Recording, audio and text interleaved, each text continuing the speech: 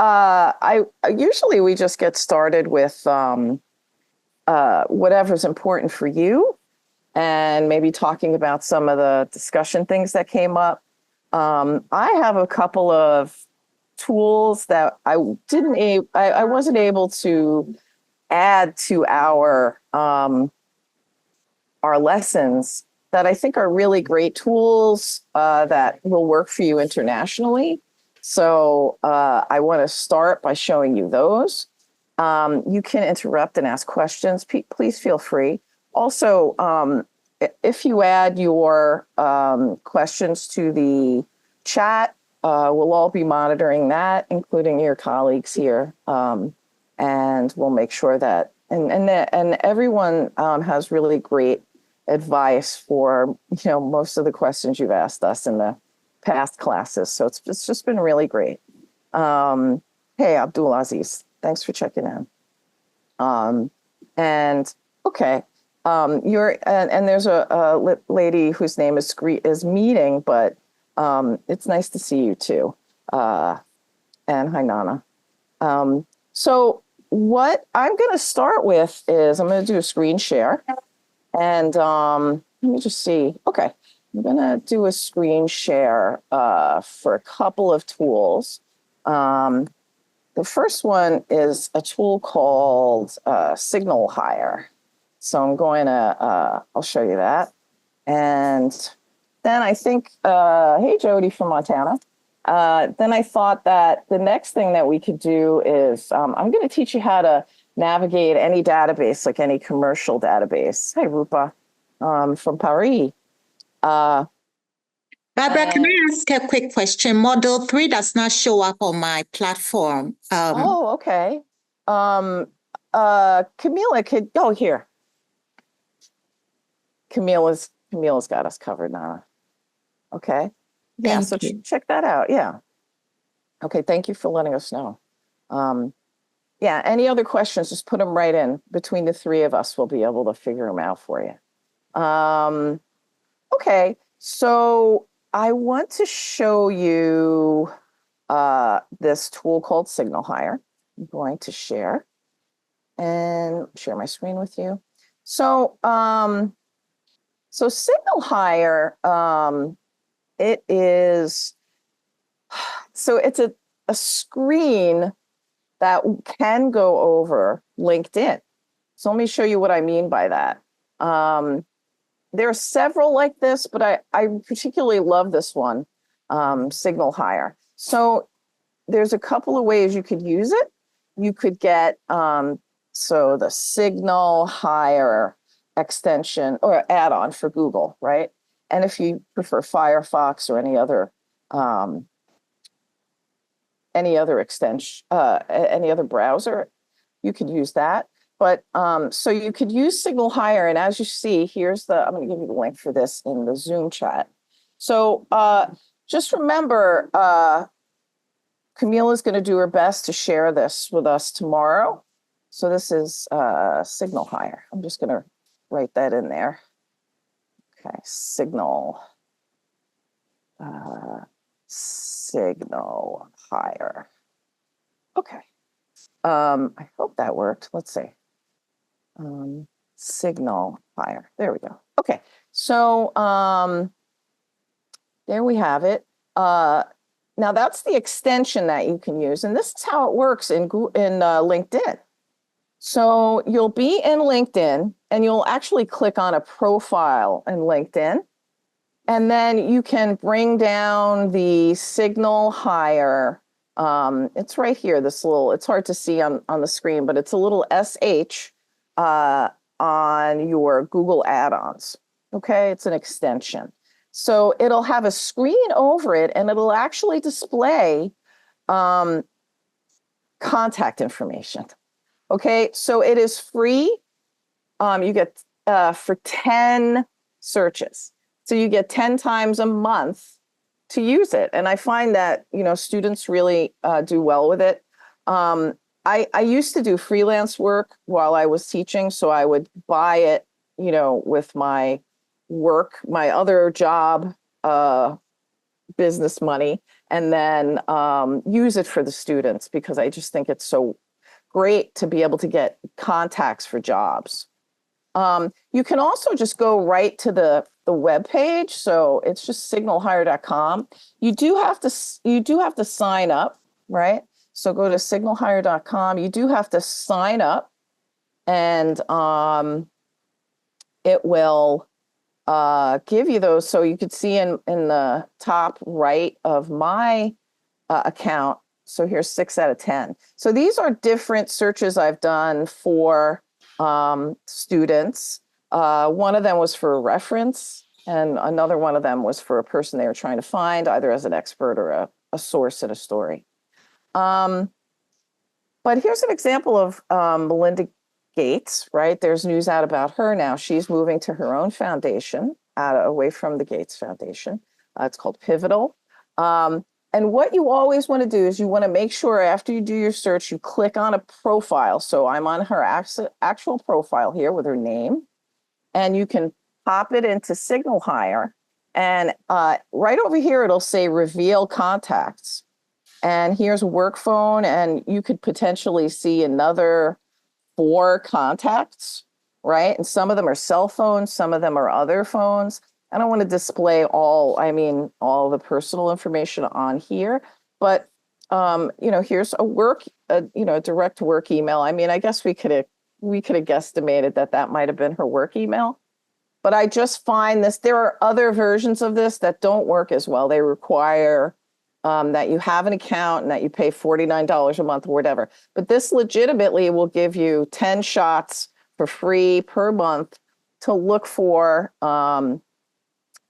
someone's actual contact number, and it's very international. I knew a friend who, not a friend, a colleague who found like a member of like the Saudi royal family on here who's in like diamond business or something, and has a very international profile, works all around the world, and there were email and phone contacts for that person in here.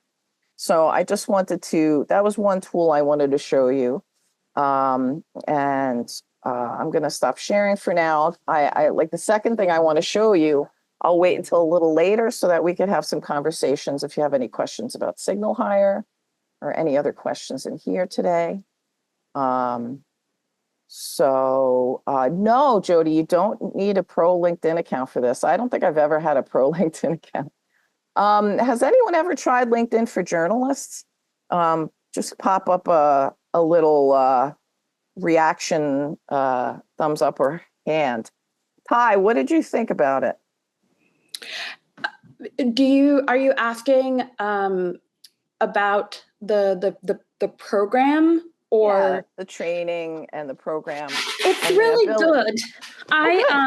Sorry, No, that's okay. Here I'm trying to come on camera so I look like a real human. Hello. Hi. Nice to meet everyone. I was actually in one of the earlier programs when it first started at LinkedIn. So I'm talking about almost a decade ago now. It's become much more sophisticated, and it has become a little bit more.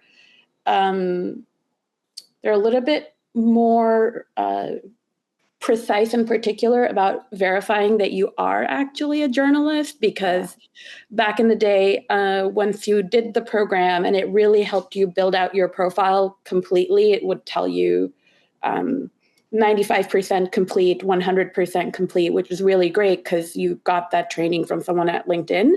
But then they'd give you a 1-year membership for free. But I don't know if they do that anymore. And maybe that's why it's gotten so strict.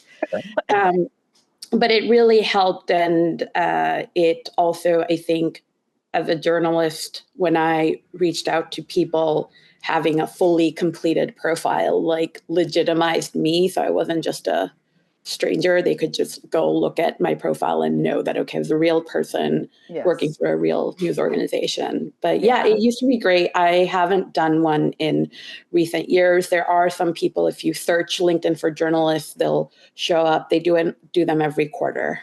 Great. Thank you so much, Ty. I had the same, sorry about the background. If you hear the sirens, they're not coming for me, so don't worry.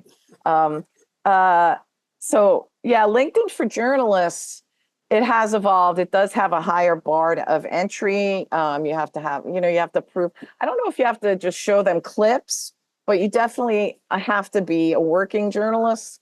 And it's much easier if you have affiliated with an media organization. But they used to allow students to do it. I have to check back to see. They really gave me a hard time about getting my students that year of free premium access. So I was like, screw this, but I would like to try again. And so, some of the reasons you do it is you get training, on how to do some really great things to search. Like one of the things is I think I show you on like part one, LinkedIn for alumni search of our videos. So they'll review things like that and tools like that, but they also have like good ways to find experts. And I think they give you LinkedIn Business Premium for a year, and then you have to redo the training. But yeah, check it out and try joining. Exactly as Ty said, they used to have a lot more trainings, and they used to go into newsrooms too. So you might want to, once you get in the group, reach out to the person there's always some administrator who runs that group, and see if they could come to your newsroom, and then a bunch of you could get LinkedIn. Or just join yourself. It's a really great thing, and you just have to re-up right, Ty. You have to get trained every year, and then yeah, it's really great. And Abdul Aziz agrees. Yeah, that and yeah, the work email helps for the registration. That's great.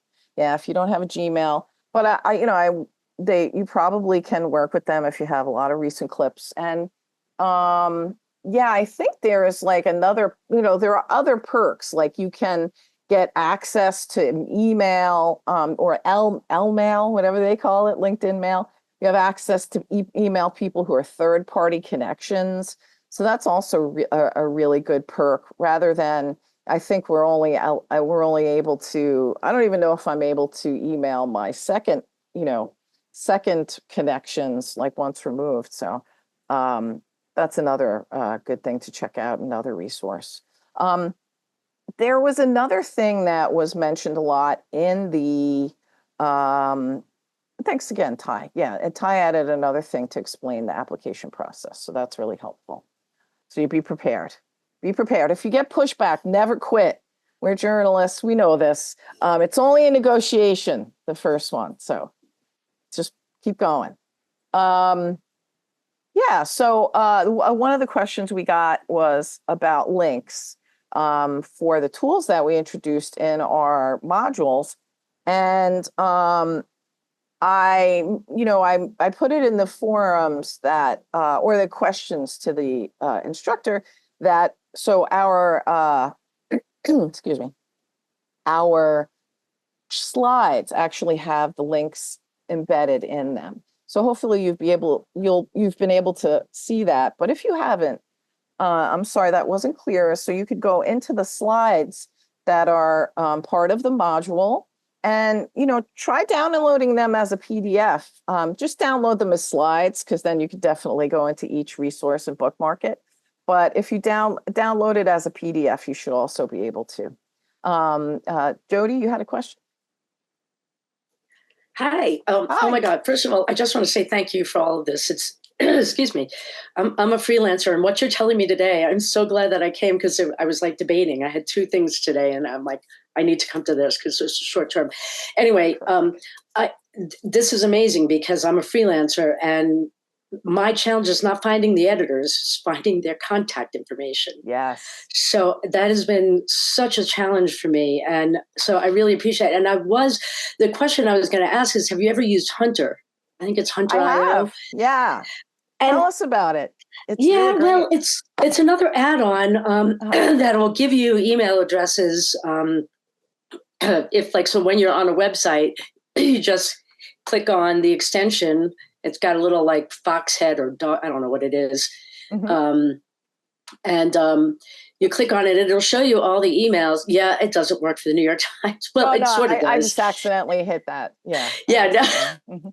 No. I mean, well, that's the thing. So like, I've been trying to, I did get really close. There was a call out for pitches for the New York Times and I got really close. They Oh. contacted me. And then the story that I was pitching, it was a series and they couldn't fit it in topically with the other stories that they were using. So I ended up not getting into it, but I have this connection with Jason Chu now.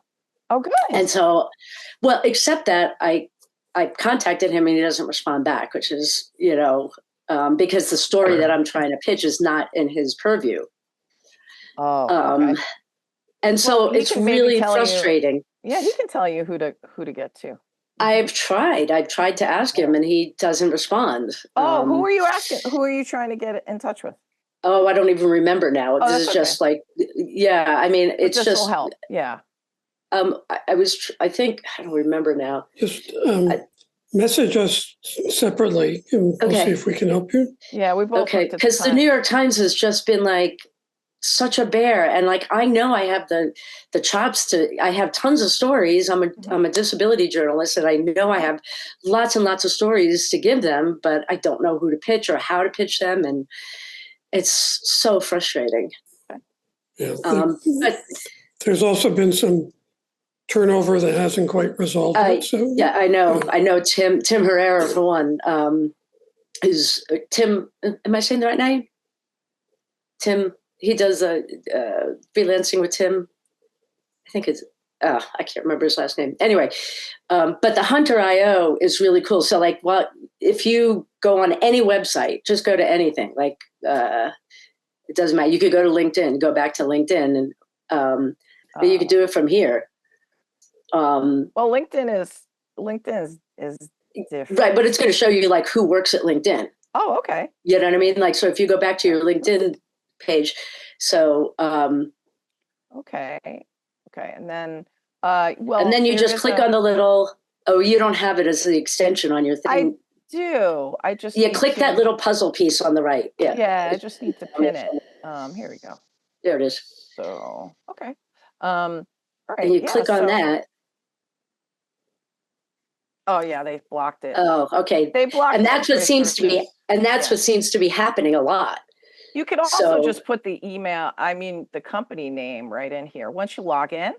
I haven't even tried that. Yeah, so you log in and then you could just type in a company name like LinkedIn. It's probably going to come up with the same thing though. Yeah, let's see. Because sometimes they usually have different corporate. Let's see. Okay, we'll try another one. Let's try. Try New York Times. Okay. That's Microsoft. I'm gonna try Oh, I can't spell that. Oh, you know what? I'm gonna try CrowdStrike. CrowdStrike. Okay, CrowdStrike.com. Yeah. Okay, so it's pulling. You see, it's pulling 149 email addresses off the website. Yeah, no. When you click, yeah, well, actually, so it'll show you like for the free version, it'll show you a bunch of names. So like if you scroll down, you'll see like it'll only give you a certain number of names, and you'll see the confidence in the percentages on the left there. You'll see like the percentage of confidence there, and it gives you their. But it's interesting that that's grayed out there. But what you can do is also like when you use the extension, you can actually search by name, so that it'll give you the name that you want and the confidence percentage. It'll give you the name, or you can also search by like not title, but I think title. You could search by you can go title click on that. There department. you go. That's what it is. Department. Yeah. So it's really useful. It's useful in some places, but I've been finding it really hard. This one I've used for a long time. I used one called Lucia for a long time. So I think Hunter is in like reliability is between like Lucia. I think is just fallen off the map for me. I don't really I don't really use it anymore because I don't get any free use out of it whatsoever. So I don't recommend it to my students. But Hunter, you get like some good hits on Hunter, or at least some ideas about, what to try. Format. Yeah, Yeah. right. Or convention, right? The convention. Muck Rack. Do you know about Muck Rack? I'm sure you know about Muck Rack Yeah. too. That's another Right. one. Muck Rack. Yeah, I've never found that particularly easy unless I was a member. I'm not a member, and students, I work mostly with students, so they can't really be members either. So, but Muck They Rack, can't. no, not Okay. unless they're working journalists. Oh, so I am a member. Yeah. There's a bar. This is the other thing you can join and find the names of other journalists, and they might be able to get you in contact with some people you need to Right. see. Right. Thanks, Jody. There's one other one that I was going to bring up, and now I can't remember what it was, but I'll put it in the chat if I remember what it was. Oh, Joy. Thank you so much for this, Joy. Oh, freelancing. There we go. Yeah. So he used to work. Yeah. He, what's his last name? Somebody tell me. I can't remember. Freelancing with Tim. Herrera. It is Herrera. Yeah. That's what I thought. He's a really lovely man, and he gives he's fun. Anyway. Sorry, Tim. I don't have money right now. But clearly, I mean, you can see that I've spent a lot of time trying to find names, find email addresses, and it's one of the hardest thing to do to find business. I spend more time trying to find the editor's email addresses than I do writing the pitch. Mm-hmm. Have you tried media? What is that place called? Let's see. I'll get back to you on that. Okay. There's a thing that you can look at a membership. Okay, let's see. Does anybody else? Sorry. You're welcome. No problem, Jody. Does anybody else have any questions or anything they'd like to speak about? Hey, Ty. I actually have a suggestion for Jody. Great. And it's using some of the search terms that Barbara and John have shared throughout this course. So I would try the file type PDF, put the editor's full name in quotes, and all caps and put the word CV or resume in quotes. Because that's how I often find people in the news business. If they have a resume or a CV that they've uploaded to a portfolio website like Squarespace or Wix, that search term will like scrape it and pull up like any past. You might not find the exact like their most current one, but oftentimes you'll at least find a personal email because maybe they were using that resume, but then that email could then lead you to like use that as a jumping point for the next one and the next one. And so, yeah. And oftentimes also looking at, the New York Times, the email convention is if you worked at the New York Times, it would be jody.housen@New York Times. At least for the editors that I've interacted with, it's always been that naming convention. So so if you see one person's email from go to their website, look at if there's a public editor listed and it says john.doe@New York Times, you can pretty much assume that it's going to be barbara.gray@NewYorkTimes.com. Also, 90% of places have one of three naming conventions of full name or first initial, last name. And sometimes I just try a couple and see if I get a hit. And if you get, as you say, if you find one person, you know how to reach everybody. So. True. Okay. So Camila said that we should be able to download all the slides into a PDF. So that's really great. The slides in each module, that is. So I am going to go on and show you some information. Ty, yeah, they were just asking if you could type the search into the chat so that everyone could see what you're looking at. So I am going to just do a little thing to show you how to search databases. So I just want to get to, I'm just going to use NYPL as an example. And NYPL is such a great resource, but so I want to teach you some skills about whenever you see a database that you're not familiar with, and just using library databases in particular. And then to remind you, so you usually have access to state library, multiple local libraries, not just the one in your city. You might have access to the one in your city, in the suburb you live in, and then other boroughs of the city or other counties, so you should just really look into that. Then obviously we have the Library of Congress here, so it's like a federal library, but they have lots of free remote access. So you always want to look for what remote access you can get, and then what you can get with a card.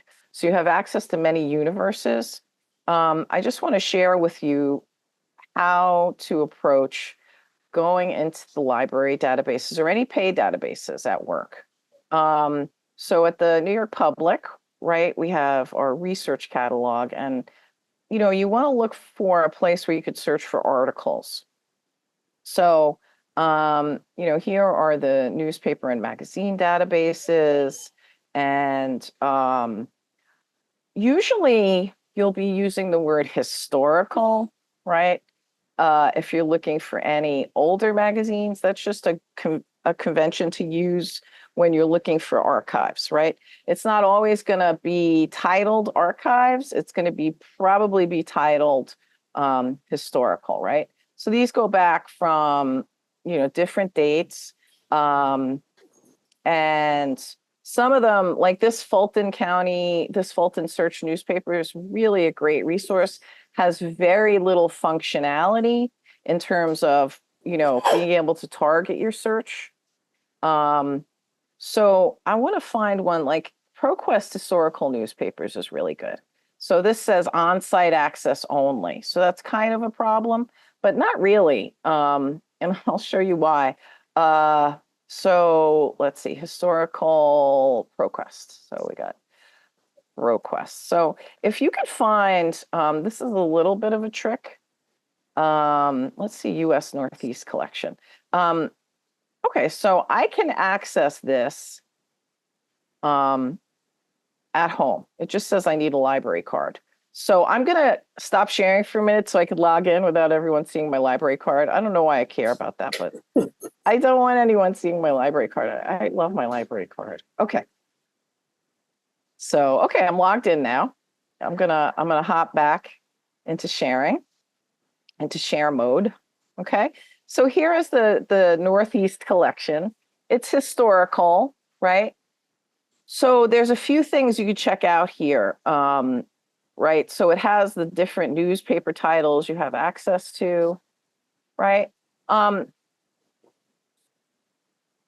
Another trick that I realized is that, I hope the New York Public Library doesn't hear this, but you can click on all databases. So we saw a few databases that were on-site only, and this gives me access to search all of those. And I do it. I'm not going to say I don't. I'm not recommending you do necessarily, but I do. I'm going to search all these. So this gives you a bigger choice of databases. And you can search literally all of these databases here.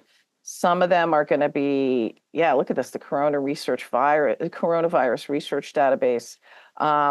So always want to be in the advanced search, right? You see how that works. Not every database is going to have a headline lead paragraph search, for instance. That is really useful. ProQuest, unfortunately, which carries most of the historical newspapers, doesn't have that. So a way you could get around that is to click on maybe abstract might work. So keywords in in the abstract, right? You also frequently, so we talked a little bit in our thing about Boolean searching, right? So this database, when you hit the search tips, it's not always called search tips, but I would just glance through it to know what sort of things you could do to refine your searches in these commercial databases, okay? So you can use quotation marks. That's going to help you. One thing I will always also tell you is and. You see this word and? And is the most important word in any database. You don't need it in Google, but in any commercial database, you will always need the word and. It doesn't need to be capitalized anymore necessarily, but if you looked for this sentence here, searching for labor will also find labor, right? You couldn't put that in to a search and get the same thing out. And the reason is that it's going to be searching for it possibly as a phrase.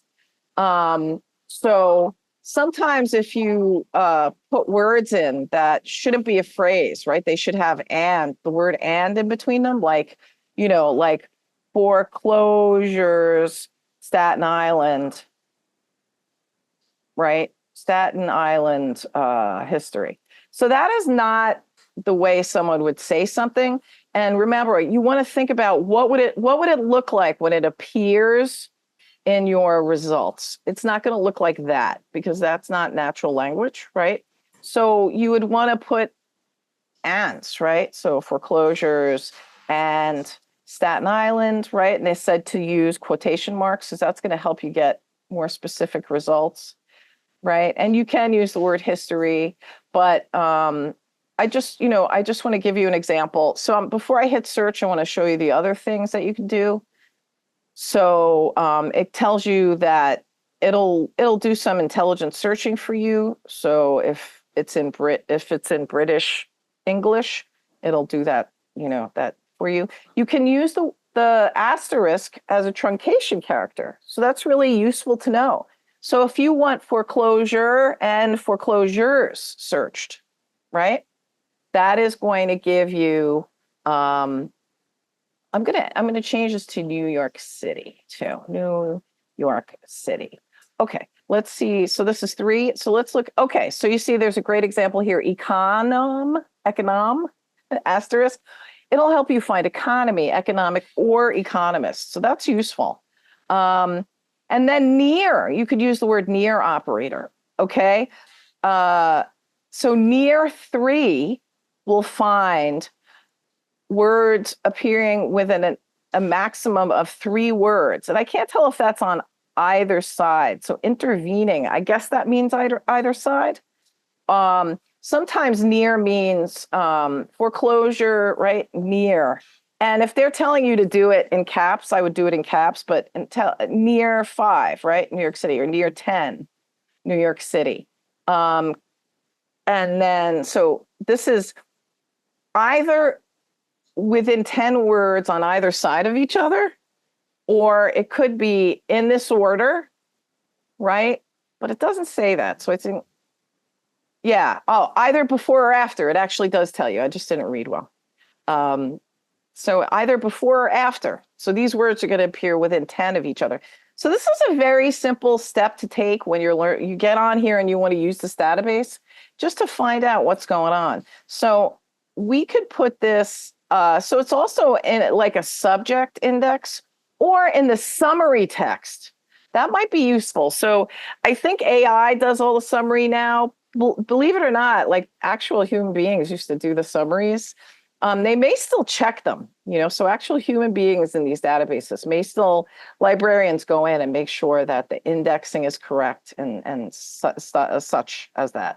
So you could do that. You could also, I always tell people to think of when you're in a database, think of the words are the most important thing. Remember, we talked about jargon. What are the words that are going to get you the results, right? That you need in that search. Always think of the publication. We already we started with the publications, so we know what we're dealing with. And then the third thing is your date range, right? So all of that is usually available right in here, right? And then, like, oh, Dateline is not a date range, sorry. Page section, I guess they don't really have date here, but you can also add a row, right? If you want to search by author and then you want to add another section. So these are just searching sections of the document that have been identified, right? So there's usually the abstract and the summary. And the summary is kind of like, it's sort of like your headline lead paragraph in an article, right? It's just going to give you the nuts and bolts that you give your reader. So there's a very high likelihood that we'll get what we want in here. But okay, so there are some other ways you can filter going into the search, but let's look at how you filter after the searching. So, oh no, that's terrible. Okay, so foreclosure near New York City found 0 results. Let's take it out of text. So again, remember, if something's too narrow, make it broader. Do you think fixing the spelling of foreclosure might help? Oh no, I think probably, definitely. Do you think telling me that before would help? I'm kidding. Thank you. Not quite there yet. Oh no? Oh wait, I put the E in the wrong place. Yeah. Okay. I'm so sorry. I can't type under pressure, but I'm a good person. Yes. Okay. Here we go. Okay, so we're looking in the abstract and the summary, and it's only 200 results, and that's going back a long time, right? So the first thing we could do, so let's do, so we can do a custom date range, right? Usually it's as easy as like 2020 to, or let's do 2000 to 2024. So you usually can do that. It'll let you know if you can't, right? So here down the bottom, there are valid formats you can search, and year is one of them. All right, so I'm going to apply that. Okay, you can also say, I only want magazines, I only want scholarly journals or dissertations and theses. I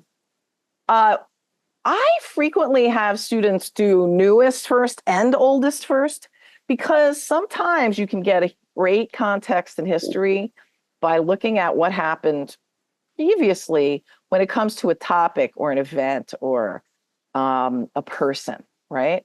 Like when this person first hit the town, right? What was going on? You could just do a snapshot of a neighborhood, right? You can, that's another thing. You can usually modify the search to add something. And sometimes on the left, you could refine the words, but this you can just go right in and modify your search. If you hit the back the back link, that's going to blow out your search. So always try and use like modify search, right? You can usually in these databases, you can save searches if you register. And then you can keep all these searches in a folder for yourself if you're doing a longer term thing, or you're just doing research to get like the lay of the land on a topic or a wicked problem that you have, that we all have, But, in 2002, they were reporting, loan sharks, right? And then you could go right up to current time, right? Even though this is historical, this will take you from, and then you can also, and you do location. I don't see that many of them you can do like a location. And you could definitely do like the New York Daily News, the Times, and right. So you can see what I clicked on to get that. I clicked on more, and that'll let me just choose the New York papers that I'm interested in, right? Even Brian Lehrer show is in here. So I just wanted to give you a little lay of the land to think of, and then this little recording to remember how to navigate maybe even get more than you bargained for on a search using a commercial database. If you have any questions, let me know. If you'd like me to do anything else, let me know. Let's see. I'm looking. Oh, that's good. There's a question for Jody from Rupa. Uh-huh. Are you following the Paralympics in Paris? I was just answering that, and I was writing, sadly, no, because I'm too busy. Because I volunteer, and actually that's maybe a question for you guys. I think it's just a matter of revealing, but I'm on the board for a Center for Independent Living, which is a disability organization, provides services and resources for people who want to stay in their community rather than being institutionalized. It's a federal designation. Anyway, so I'm on the board for that. And so I always wonder if that then makes me, like, is that a conflict of interest? I don't get paid anything. I'm not getting any benefits out of it. You know, I'm actually trying to help them. But I'm curious if, and to answer your question, yeah, I'm not, but I want to share, because I love this quote that I heard from one of my other writers groups from a Paralympian. I'm trying to find it. Where did I put it? Oh, here it is. Because it's about bravery and courageousness and persistence. And this particular athlete had a bad showing, and she went and shut herself into her room. And when she finally came out again, this is what she told the press: mistakes are easier to come back from than regrets. And I just loved that. Yeah. I just love that so much. But I'm just wondering if that would be, from your perspective, if my my board service on this disability organization would be considered a conflict when pitching stories. You know, nothing is as long as it's consistent. not about the organization, obviously. Yeah. There's no consistency anywhere, really. But I think that the trend in thinking has gone from keeping people away to thinking, if you're doing something that means you know more about a subject, the fact that you have an interest in things going well in that subject. I mean, I have a personal story to tell of that. One of my sons was diagnosed with autism, and for like 4 years, the Science Times people said, you can't write about that. And then Bill Keller said, why? You know, and that I could.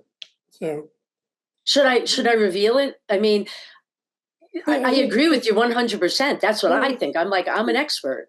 But disclosure is good. Disclosure is always good. Okay. If you can find their email. Yeah. Tell me about it. I mean, as a freelancer, you know, like, I'm just reading what people are writing, and I'm just, this is very encouraging, but it's also very discouraging, because, like, in order to be in the journalist on LinkedIn, I haven't, you know, published 4 stories in the last 6 months. I mean, it's just hard to get stories. It's not because I'm not good. It's just, you know, time, and I'm doing all this other stuff. And, you know, I publish maybe 4 a year, but I write a newsletter that's about disability. So would that qualify? That would qualify. Barbara nodding. You'll find out. Yeah. Qualify for what? I'm sorry, Jody. Oh, there, for the LinkedIn, I guess I should just try, but the LinkedIn journalist, or LinkedIn for journalists. I think that's great. Is it Substack? Yeah. Yeah, let them know how many subscribers you have. Absolutely. Okay, hundreds. Only hundreds so far. Cool, thank you. I'm sorry to take up so much time. Hundreds more than I have, anyway. Hey, is there anything else we can help anyone with? Any questions? I have a question. Just since you mentioned Substack, I've noticed that Medium was a place that used to have a lot of journalists at one point, and now they've all sort of migrated to Substack. And I was just wondering if you could speak to that. Is Substack better than Medium? What are the differences? Well, I mean, I have. Well, anyway, yeah. I just was wondering if you could speak to that. Thank you.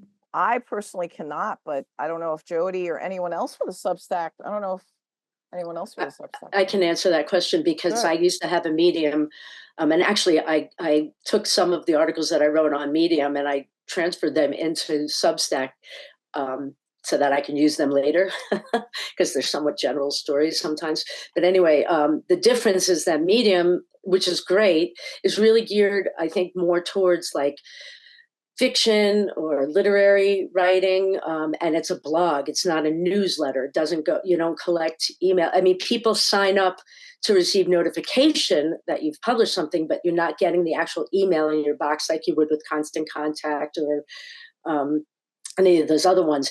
With Substack, it's a newsletter that goes out to people. And there's one thing that I want to clarify about Substack, though.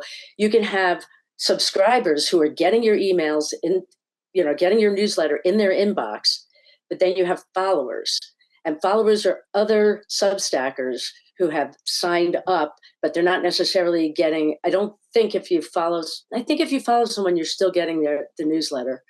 I can't remember, but I get way too many newsletters in my inbox. But does that help, Rupa?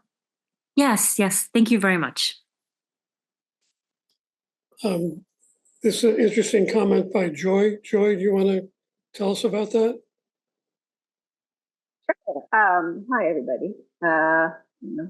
I use the NYPL a lot, and when I discovered I needed to do some research into some properties, Property Shark is a really great database that costs a lot of money when you get the pro version. And then I discovered that the NYPL had the database, and I thought, oh, cool, I'll go use it at the library. Well, no, they don't let you do that because then people would do a lot of searches, which are expensive. But they do let you book an appointment with a librarian, and it worked like a dream. The librarian worked with me for 20 minutes. We found what I was looking for and then zapped it to me via email, the results on a PDF. So they're just awesome. When in doubt, ask a librarian. If they can't get it for you, maybe they have a way to get it for you.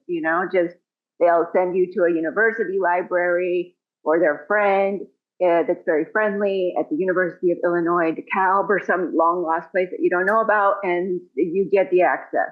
Just make friends with librarians and magic happens. That's such great advice. Yeah, they have. That's a really good reminder too, Joy, that if you have a business library in your city, that they have access to Bloomberg. I can't think of the heavy duty marketing databases. I can't think of the names of them now. One of them is, I'll look on here, but you just really heavy duty marketing databases that do international marketing surveys, and there's one with an MIN. I can't think of what it is now. But if anybody can help me with my senior momentage. But yeah, look at your local business library. They have some of the really expensive databases. Property Shark will give you an account. Property Shark has New York City and some other city data on properties, right? Like everything. Links out to all of the public records, information about the managing, company, which can be very hard to get. And they give free accounts to journalists that even tangentially touch upon real estate. So you could sign up on PropertyShark.com and ask for a free account. I'll give you that link because I've always found them really. We have an account at the school now, and I've always just found them just very informative. So this is for I only know to use it for New York real estate. Okay, but it really has everything in one place for you, including real owners of property. So that's another, Joy also brings up another great point. Go to commercial vendors. As a reporter, and when you can't get, like sometimes you can't get proposals from prime or like private equity, their proposals to investors, but there are websites that have those things. So if you identify a website that's commercial and it's like, $8,000 for a report or $8,000 a year, reach out to them and let them know what you want to do. Let them know that you'll cite them as the source of the data and reach out to them. I mean, it can't hurt. And then if you have a friend, also, as Joy was saying, if you have a friend with access to the database, who works in a law office or who, might want to help you and gets the okay or whatever, you can reach out to them. So try and be resourceful that way. But definitely talk to people. I found out last night that my friend is doing one of those, I forget what this word is too. I keep forgetting this word. It's on Facebook when you give free things away, like everything's free. You can give things and you can get things on a Facebook page. And I just found out like I want to learn how to sew. And my friend was just about to put their sewing machine on this site. So my point is, and I tell students this all the time, if we don't know what you need, we can't help you, right? So let everyone know what you're trying to get hold of that you can. Librarians, people who work in the business outside of journalism, and they're going to help you. They'll be able to help you or know someone who can help you. So remember that. That's very powerful in life and work. If you let it be known what you need and you want, people can help you. It's the only way people can help you. Okay? Yes, people love to share their expertise, 100%. If there's nothing else, we can wrap it up. I hope this has been great. Yeah, I'd love to sign up for your newsletter. It's terrific. Thanks for sharing today. Get right on that. And any other suggestions for things you want to see that we haven't covered next time? Happy to do that. And thanks for all the, input and conversation and for your time. It was great to see you. Okay. Happy Thursday. We're almost there. Great.